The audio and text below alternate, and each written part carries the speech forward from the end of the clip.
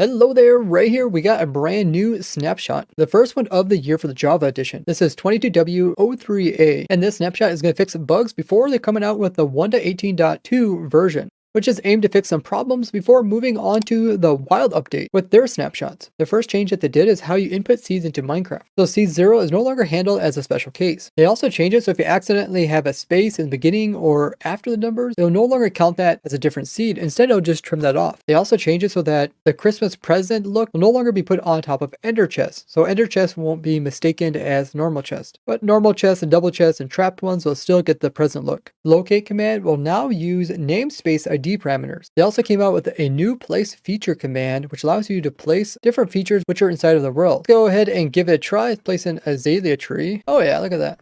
There's tons of options. Let's see, bamboo, basalt, birch, blackstone blobs, bonus chest, cave vines, coral, cave of triple leaves, crimson, dark oak, desert wells. Let's just go through all of them. There's a ton of them. All the different types of ores, pretty much every little thing that you see that populates the surface. Now some of them do fail, which I'm not sure why. But this is actually really nice and will be great for testing because sometimes you're just trying to get different features that you typically find in a world rather than actually finding them. We could just spawn them in. Now in this snapshot, we also got a whole bunch of bug fixes, which I'll go over later. But first I want to cover some information about the wild update. King B-Dogs confirmed my prediction from this video, where they're planning on removing the simplicity of aggroing pigmen. Currently, if you would aggro one pigman, then the guy in the far distance also gets mad. Now every new pigman that spawns into the game will also get mad, and then they'll all come towards you and die. And since they're technically got mad because of you hitting one of their fellows, they all think that they should be mad at you. Therefore, when they die, they drop the XP like you killed them yourself, as well as loot that as if you killed them by player means. They want to remove this from the game. That wouldn't really break the farm. You just have to let them come into here and then have an auto clicker and swing at them with a sword. Or you could use my other pigman farm, which uses other entities to get them mad, such as like an iron golem or a hoglin. Given that I have been playing this game for over 12.5 years, I did reply to his tweet, just looking at some of the problems that may occur when trying to remove the pigman XP farm, but come in with the skulk blocks that are supposed to absorb the XP from mobs that die. One of the main problems is, can the blocks absorb enough XP to equal the amount of mobs that are dying? They did say that depending on what type of mob dies, will produce different amounts of XPs. So breaking a skulk block that pigmen produce upon death would produce more XPs than a skulk block that a chicken died on top of. That means the skulk blocks must contain some kind of information. Of course, if you silk touch them, are those two blocks to be separate? Are they not going to be able to stack? Will they still be able to be moved around with pistons now that they contain information? Now, there is a solution to this, which is the one that they're trying to introduce with the combat snapshots. If you don't know, Olruf kind of took over the combat snapshots, where Jeb is no longer working on it. But in there, they actually added so that if you hold down your left button while holding a sword, your person will automatically swing every so often without having to use an auto clicker or without having to constantly click with your fingers. This is something I've been advocating for many years now and would be a solution to the pigment XP farm. What do you guys think about the skulk blocks as well as the auto attacking? I'm pretty excited for all these new features. Even if pigment XP farm get a little bit slower, if you guys seen my video about the new skulk blocks and making an Enderman farm, it's actually already possible to be AFK and get tons of XP. I also suggested that they do more with XP combining so that the XP orbs themselves don't create tons of entities. They combine into bigger ones, the players can take them in faster, plus there will be less overall orbs floating about. Now let's take a look at all the different snapshot bug fixes and how they will change your gameplay. So make sure you're part of the 30% who are subscribed, and let's get into it.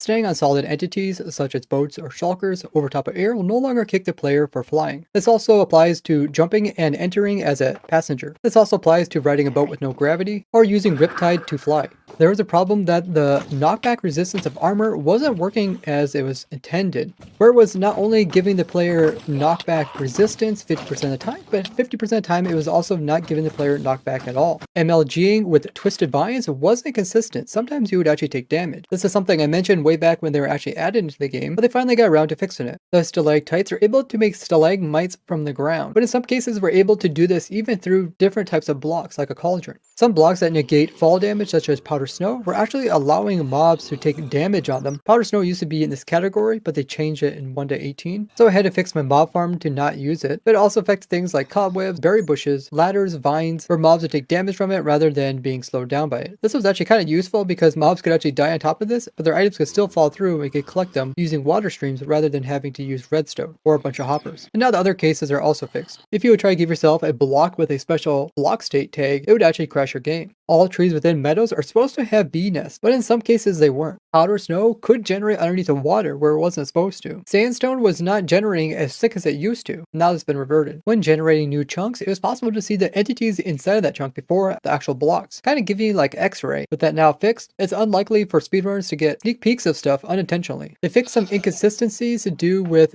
mobs suffocating based off of their position. They fixed this bug that I reported during some testing of 1.18 where we noticed that there was 2,000 entities in a very specific area in a brand new world. And I just happened to find it when my frames went literally down to like almost 0 when I faced towards a specific direction. We did figure out that all the entities were actually falling blocks that were kind of stuck in a limbo where they couldn't finish falling. And I believe the conclusion was that there was some structure over there like an Oshi monument that updated a whole bunch of gravel and it was all falling at once. But due to the render distance, it couldn't finish. But now the bug is fixed. The view angle of the player actually changes depending on if another player enters or exits the boat. They fixed this problem with the console spamming skipping update from removed player. I had the same problem on my supporter server, so I'm glad that this is now fixed. They fixed a bug where raids were able to spawn outside the simulation distance around the player. This is different than the render distance, which you can see. This was causing the raiders to be frozen in the distance and not move towards the village that they wanted to raid. Now this didn't affect my raid farm because it's built over ocean, so the only place it can spawn in is this platform up above. But maybe with this new change it's possible in single player or in multiplayer to turn down the simulation distance, forcing the raids to occur at the very center circle rather than the outer rings.